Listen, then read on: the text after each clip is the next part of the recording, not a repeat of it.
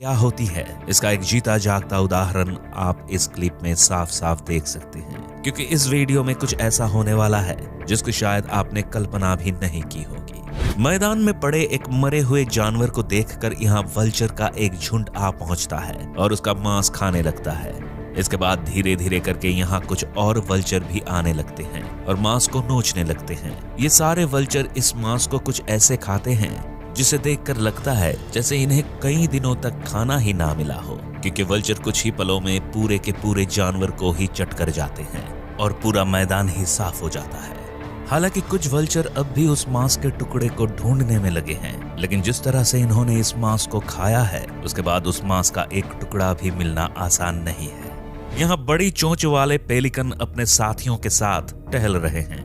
इनमें से एक पेलिकन की नजर जैसे ही अपने सामने घूम रहे कबूतर पर पड़ती है, वैसे ही वो पेलिकन उसे अपने मुंह में दबा लेता है और खाने की कोशिश करता है।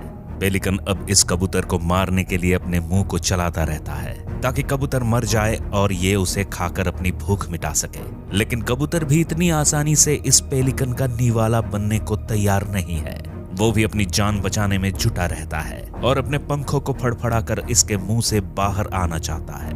हालांकि अपनी इस कोशिश के चलते काफी हद तक वो उससे बचने में कामयाब भी हो जाता है, लेकिन पेलिकन को जैसे ही लगता है कि उसकी पकड़ कमजोर हो रही है, वो अपनी पकड़ को और भी मजबूत कर लेता है और इस कबूतर को मारने में लगा रहता है। काफी देर तक इनका ये संघर्ष ऐसे ही चलता रहता है, जिसे देखकर ऐसा लगता है जैसे इनमें से किसी एक का दिन तो आज खराब ही होने वाला है। शिकारी पक्षियों को जब भूख लगती है तो वो इस बात की भी परवाह नहीं करते कि उनके सामने कोई बड़ा पक्षी है या फिर उस पक्षी का बच्चा ही क्यों ना है।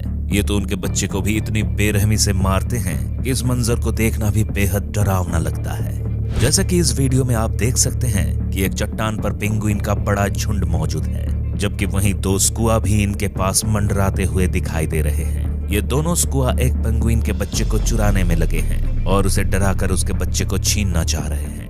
वही पेंगुइन भी अपने बच्चे को बचाने की कोशिश कर रहा है। इसके लिए वो जैसे ही अपने पीछे खड़े एक स्कुआ पर हमला करता है, उतनी देर में उसके आगे खड़ा स्कुआ उसके बच्चे को पकड़ लेता है और वहां से भागने लगता है। अब स्कुआ इस बच्चे की गर्दन को पकड़कर घसीटता रहता है ताकि इनसे दूर ले जाकर वो इस बच्चे का शिकार कर सके। तभी वहां मौजूद एक दूसरा पेंगुइन इन स्कुआ को डराने की कोशिश करता है, लेकिन स्कुआ के खौफ को देखकर वो भी यहाँ से फरार हो जाता है।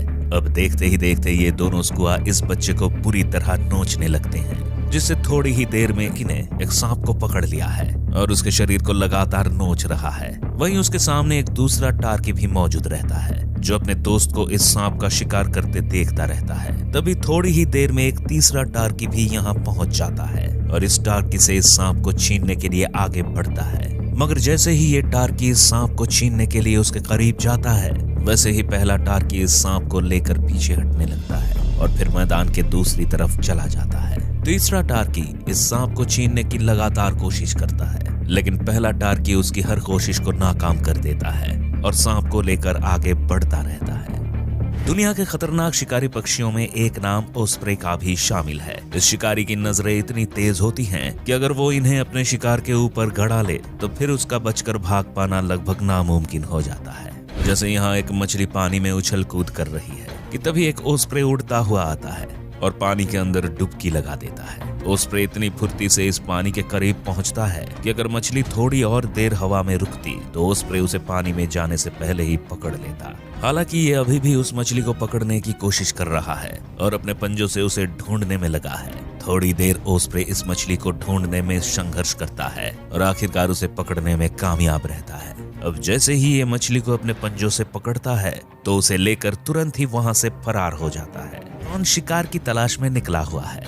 ये अपने कदमों को इतने धीमे से आगे बढ़ाता है कि जिससे इसके शिकार को भी इसकी भनक ना लग पाए, क्योंकि जितनी शिद्दत से ये उसकी तरफ बढ़ रहा है उसे देखकर नहीं लगता कि इसका शिकार आज जिंदा बचने वाला है।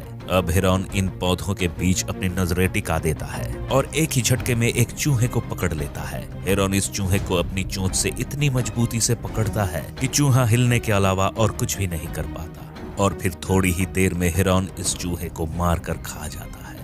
दो सेक्रेटरी बर्ड एक खरगोश के बच्चे को पकड़ने में लगे हैं, जबकि खरगोश इनसे बचने के लिए भागता फिर रहा है। वो खरगोश थोड़ी ही आगे बढ़ा था कि एक सेक्रेटरी बर्ड इसे जल्द ही पकड़ लेता है और अपने पैरों से मारकर इसे घायल करने लगता है। कुछ ही पलों में खरगोश इनके हमले से इतना घायल हो जाता है कि ये दौड़ना तो दूर, कुछ कदम भाग भी नहीं पाता, क्योंकि जिस तरह इन दरिंदों ने इस पर हमला किया है उसे देखकर तो ऐसा लग रहा है जैसे ये खरगोश अब कुछ ही पल का मेहमान है। इसके बाद सेक्रेटरी बर्ड उस खरगोश को अपनी चोंच से उठाता है और वहां से जाने लगता है। इस दौरान खरगोश उसके मुंह से छूट भी जाता है, लेकिन सेक्रेटरी बर्ड अब भी उसे नहीं छोड़ता और फिर अपनी चोंच से उसे मारने लगता है।